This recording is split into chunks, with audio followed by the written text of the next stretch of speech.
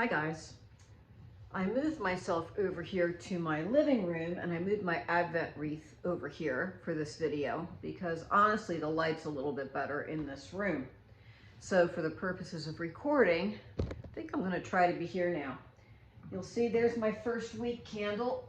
Okay, we're almost at the end of this first week. Tomorrow we're going to light this one and this one for the second week.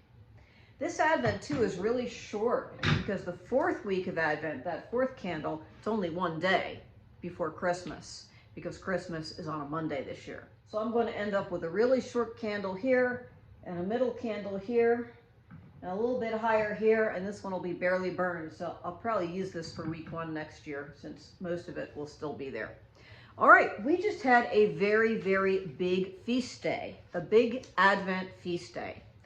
Feast of the Immaculate Conception. Now, what is the Immaculate Conception? A lot of people don't know what that means. They think the Immaculate Conception refers to Jesus's conception in the womb of Mary. But I want you to think on that for a minute, because December 8th is the Feast of the Immaculate Conception, and December 25th is the Feast of Christmas when we celebrate Jesus's birth. So the 8th to the 25th, that's either a really, really short gestation or a really, really long gestation that took over a year. And Jesus's gestation was just the same as the rest of us. It was normal. It was normal about 9 months. If you've had babies, you know it's actually closer to 10 months. And those last few weeks, yeah, anyway. So the Immaculate Conception does not refer to Jesus' conception in the womb of Mary. It is a very special Advent feast. It refers to Mary's conception in the womb of her mother. And when we celebrate the Immaculate Conception, we're celebrating the unfolding of God's plan. His plan for our salvation has been unfolding for some time, but now we're getting into high gear. It's almost here. He is getting a person ready for the special job she's going to have. She is going to have that special relationship of being his mother. Now, I know some people say, oh, God just used Mary to come into the world. But let me make one thing very clear. God does not use people. God makes relationships. And he makes them completely and extremely real. So Mary is being called to be his mother.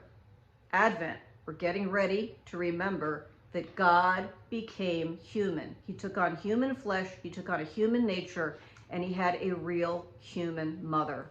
So the Immaculate Conception is the beginning of the preparation of this girl, this young Jewish maiden, who is going to be his mother. We're reading from the Gospel of Luke, Chapter 1. The angel Gabriel was sent from God to a virgin betrothed to a man named Joseph of the house of David, and the virgin's name was Mary. And Gabriel came to her and said, "Hail, full of grace, the Lord is with you. Blessed are you among women." So this angel was saying to her, "Hail, full of grace." There are some times in the Bible you'll see it translated, "Hail, highly favored daughter," but that's actually not what it is in the Greek. In the Greek, the closest English translation is "full of grace." He's saying it like it's a title. You know, when God calls people, he often gives them a new name. Hail, full of grace, the Lord is with you. And the angel went on to talk to her about what God was calling her to be his mother. He waited for her reply, because God will never impose, he proposes. So God is asking her, will you accept this role to be my mother? And of course, she said yes. Now let's talk a little bit about what full of grace means. What is grace? Grace is a free gift from God. It's not something we earn. In fact, I believe, I'll have to verify this, something I've always been told, the word grace means gift. It's the gift of God's own life in us. So Mary was full of grace because she had this very, very special job to do. And God, when he calls us to do something, will always give us what we need to do it. Doesn't mean it's easy. It's usually simple, but not easy. So she was full of grace. He had made her ready to be his own mother.